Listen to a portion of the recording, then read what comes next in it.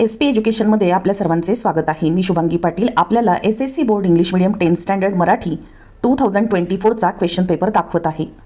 All subject 2024 board question paper आणि त्याचबरोबर प्रत्येक सब्जेक्टचा पेपरसाठी तुम्हाला अतिशय उपयोगी पडतील अशा टिप्स, त्याचप्रमाणे 10th स्टँडर्ड साठीचे SSC बोर्ड इंग्लिश मीडियमचे ऑल सब्जेक्टचे यूजफुल व्हिडिओज मी टाकत राहणार आहे। तेव्हा चॅनलला सबस्क्राइब करा म्हणजे तुम्हाला माझे व्हिडिओ पाहायला मिळतील। आता आपण पेपरला सुरुवात करूया। मराठीचा लेटेस्ट क्वेश्चन पेपर आहे 2024चा। प्रश्नपत्रिका बोर्डला नेमकी कशी येते ते आता मी तुम्हाला दाखवते। पेपर 80 मार्क्सचा असतो आणि वेळ 3 तासाचा असतो।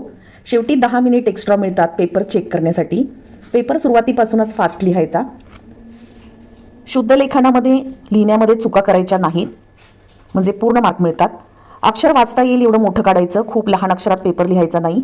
गरज वाटेल तिथे अंडरलाईन करायची आणि कोणतेही प्रश्न लिहून घेण्याची गरज नाही, फक्त प्रश्न क्रमांक बरोबर टाकून उत्तरं लिहायची। समजा जर पेपरमध्ये खाडाखोड झाली तर फक्त एकच तिरकी काट मारायची किंवा कोणत्याही प्रकारची एकच काट मारायची, म्हणजे फार पेपरमध्ये अस्वच्छता दिसत नाही। अशा प्रकारे पेपर लिहिताना थोडीशी काळजी घ्यायची। टीचरला तपासताना कोणत्याही प्रकारचा त्रास होणार नाही याची तुम्ही काळजी घ्यायची, म्हणजे तुम्हाला मार्क चांगले मिळतील। मी तुम्हाला आता पेपर दाखवते। हे पहा, या प्रकारे बोर्डची प्रश्नपत्रिका म्हणजेच क्वेश्चन पेपर येतो। इथे लिहिलेलं आहे सूचनेनुसार आकलन कृती व व्याकरण यामधील आकृत्या काढाव्यात। आकृत्या पेननेच काढाव्यात। पेन्सिलने काढल्या तर चालतील का? तर नाही, आकृत्या या पेननेच काढाव्यात।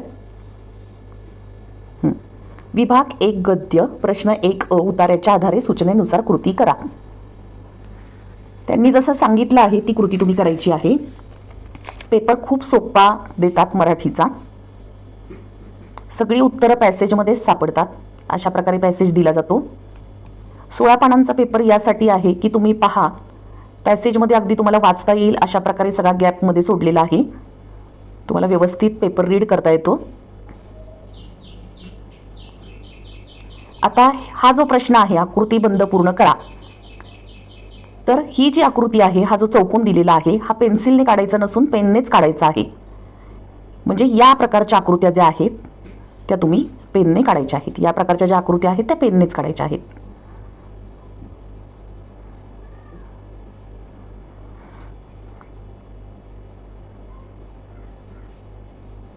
अशा प्रकारचे प्रश्न येतात।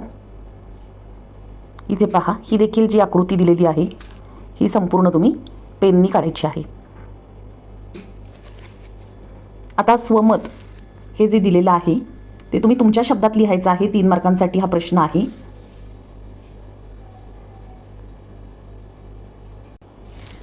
तीन मार्कांसाठी प्रश्न आहे। याचं उत्तर तुम्ही कमीत कमी 6 ओळींमध्ये लिहायचं आहे, तेव्हा तुम्हाला 3 मार्क दिले जातील। कमीत कमी 5 ते 6 ओळींमध्ये उत्तर तुमचं आलं पाहिजे। उतार्याच्या आधारे सूचनेनुसार कृती करा।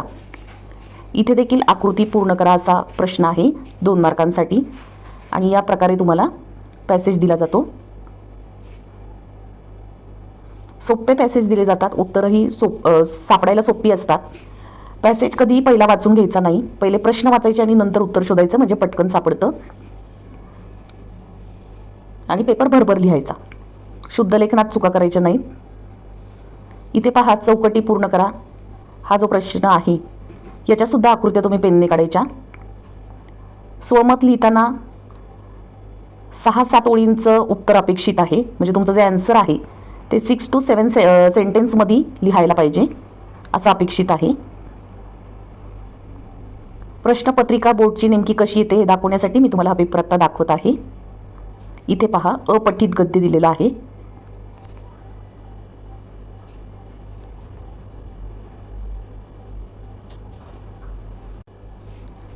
अपठित गद्य याचा अर्थ अनसीन पॅसेज इथे दिलेला आहे, तो देखील सोपा दिला जातो। या प्रकारे पॅसेज दिला जातो। त्यानंतर इथे टीप लिहा, स्त्री शिक्षणाचे चांगले परिणाम असा प्रश्न विचारला आहे। 2 मार्कांचा आहे। कमीत कमी 4 ओळींचं उत्तर अपेक्षित आहे। इथे बघा, विभाग 2 पद्य विभाग म्हणजे कवितेचा विभाग आहे हा। प्रश्न 2 अ मध्ये पद्य विभाग आहे। प्रश्न कोणतेही लिहून घेण्याची गरज नाही, फक्त उत्तरं लिहायची। प्रश्न क्रमांक टाकायचा आणि उत्तर लिहायची। प्रत्येक प्रश्न किंवा विभाग नवीन पानावर लिहायचा। प्रश्न 1 प्रश्न 2 प्रश्न 3 हे नवीन पानावर लिहिणं अपेक्षित आहे. प्रश्न 1 त्यानंतर प्रश्न 1 हे त्याच पानावर लिहिलं तरी चालेल, पण प्रश्न 2 मात्र नवीन पानावर लिहायचं आहे. हे प्रश्नपत्रिकेचं 7वं पेज आहे, 7th. प्रत्येक ठिकाणी तुम्हाला कृती पूर्ण करा अशा प्रकारे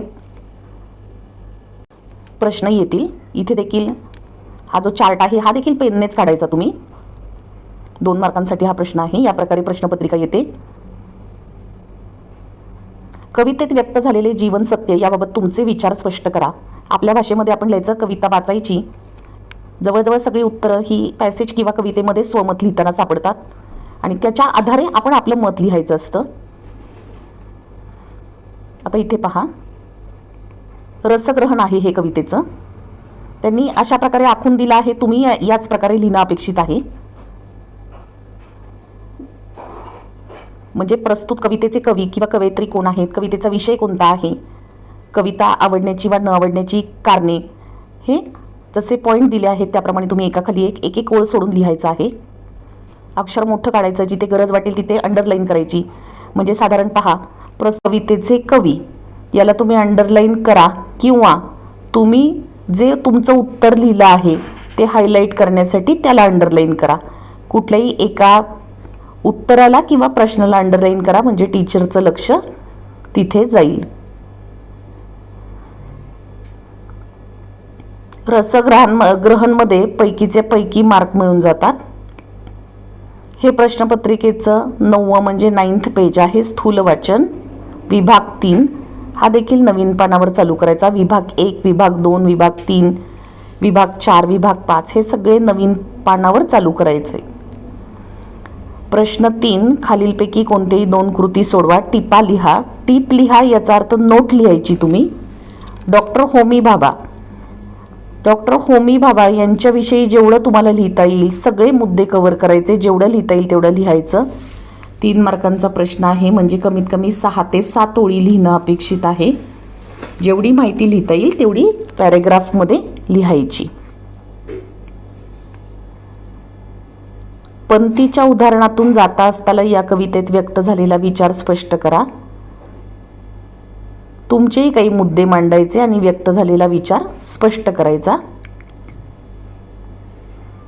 असे थोड्याशा पाण्यावर कसे वाढावे याचा नमुना म्हणजे कॅक्टस. या विधानाची ही यथार्थता जगणं कॅक्टसचं या पाठाच्या आधारे स्पष्ट करा. विभाग 4 आता हा नवीन पानावर चालू करायचा. भाषा अभ्यास म्हणजेच ग्रामर. इथून ग्रामर पार्टला चालू होते. प्रश्न 4 व्याकरण घटकांवर आधारित कृती करा. ग्रामरचा पार्ट देखील खूप सोपा आणि पैकीचे पैकी मार्क मिळवून देणारा असतो. फक्त शुद्ध लेखनात चुका होता कामा नयेत. चुका न होता लिहिलं तर तुम्हाला पैकीच्या पैकी मार्क मिळतात. पुढील वाक्यांचा वाक्यप्रकार ओळखा. वाक्यप्रकार कोणता आहे ते तुम्ही एका शब्दात लिहायचं आहे. आता बघा कसं आहे, शाब्बास चांगले काम केलेस तू, हे काही फार मोठं नाहीये. ते तुम्ही लिहून घ्यायचं आणि पुढे वाक्याचा प्रकार लिहायचा. मुलांनो रांगेत चला, उद्गारार्थी वाक्य आहे, आज्ञार्थी वाक्य आहे, जे काय आहे ते तुम्ही उत्तर पुढे लिहायचं, त्याला अंडरलाईन करायचं. पुढील वाक्यांचे रूपांतर सूचनेनुसार करा. हे देखील असे छोटे छोटे प्रश्न तुम्ही लिहून घेतले तरी चालतील आणि नाही लिहिले तुम्ही प्रश्न क्रमांक टाकून याचे डायरेक्ट उत्तर लिहिले तरी चालतील. पुढील वाक्यप्रचारांचा अर्थ सांगून वाक्यात उपयोग करा. इथे वाक्याचा पहिला अर्थ सांगायचा आणि त्यानंतर वाक्यात उपयोग करायचा. वाक्यात उपयोग करताना जे त्यांनी दिलेलं आहे रममाण होणे, तर झोकून दिलं, रममाण झाला असा वाक्यात उपयोग करायचा. म्हणजे तुम्ही अर्थ घेऊन त्याचा वाक्यात उपयोग करायचा नाही, तर मूळ शब्दाचा वाक्यात उपयोग करायचा. फक्त अर्थ सांगायचा. अंगाचा तिळपापड होणे म्हणजे खूप राग येणे.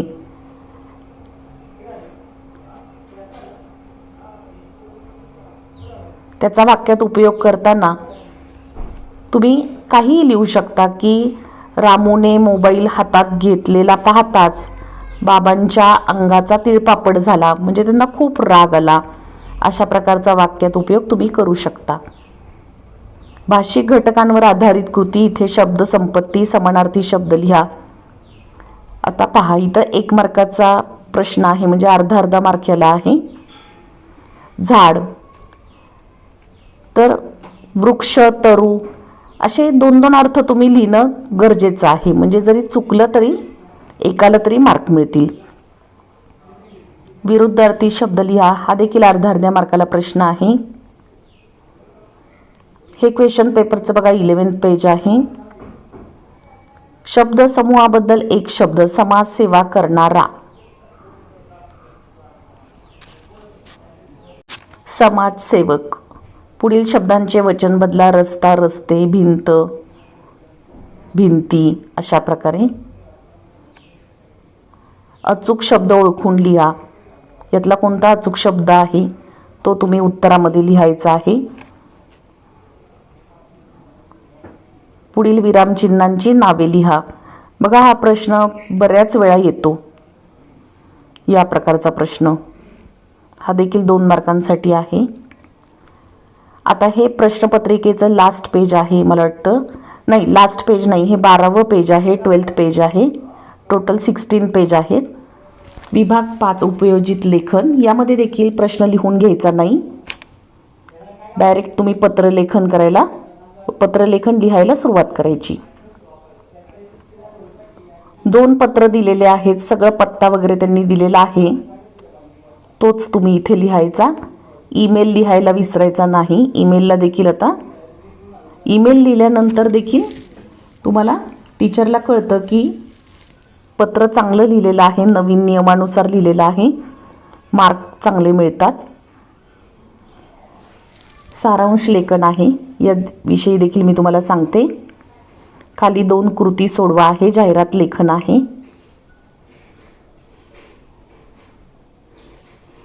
अशा प्रकारे हे प्रश्नपत्रिका आहे. हे क्वेश्चन पेपरचं 14 पेज आहे. कृती करा. खाली बातमी लेखन आहे. या प्रकारचा पेपर येतो बोर्डसाठी. आता स्टोरी रायटिंग म्हणजेच कथा लेखन आहे आणि खाली निबंध लेखन आहे. अशी खूप मोठी प्रश्नपत्रिका म्हणजेच क्वेश्चन पेपर मराठीचा असतो, त्यामुळे लिहिताना स्पीड तुमचा फास्ट पाहिजे.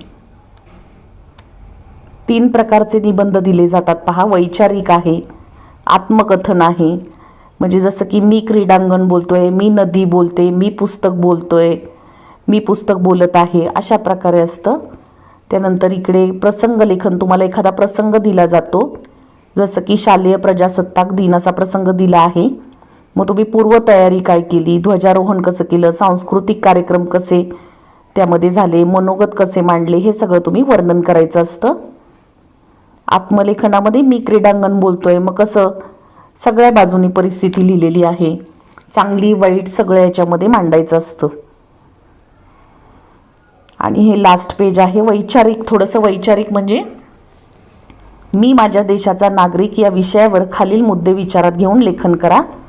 मग कसा जबाबदार नागरिक आहे, हक्क कर्तव्य कोणती आहे, त्याची जाणीव आहे, अशा प्रकारचे सगळे मुद्दे कव्हर करून तुम्ही निबंध लिहायचा असतो.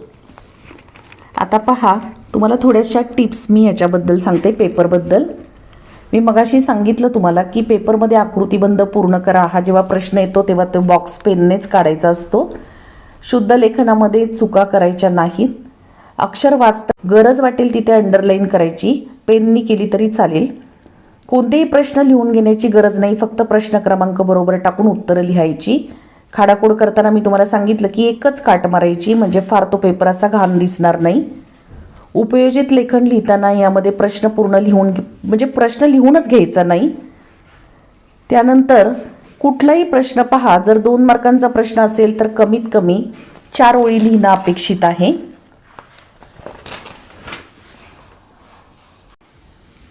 त्यानंतर पहा, प्रश्न 5 मध्ये पत्रलेखन किंवा सारांश लेखन यापैकी दोन्हीपैकी एक लिहायचं असतं. सारांश लेखन म्हणजे समरी रायटिंग असते, समरी रायटिंग लिहायची असते याच्यामध्ये. आता समरी रायटिंग म्हणजे काय, तर सारांश लेखनामध्ये तुम्हाला असं सांगितलं जातं की विभाग 1 गद्य ई प्रश्न क्रमांक 1 ई यामधील अपठित उतारा म्हणजे अनसीन पॅसेज, तर याचा सारांश लिहा असं तुम्हाला सांगितलं जातं.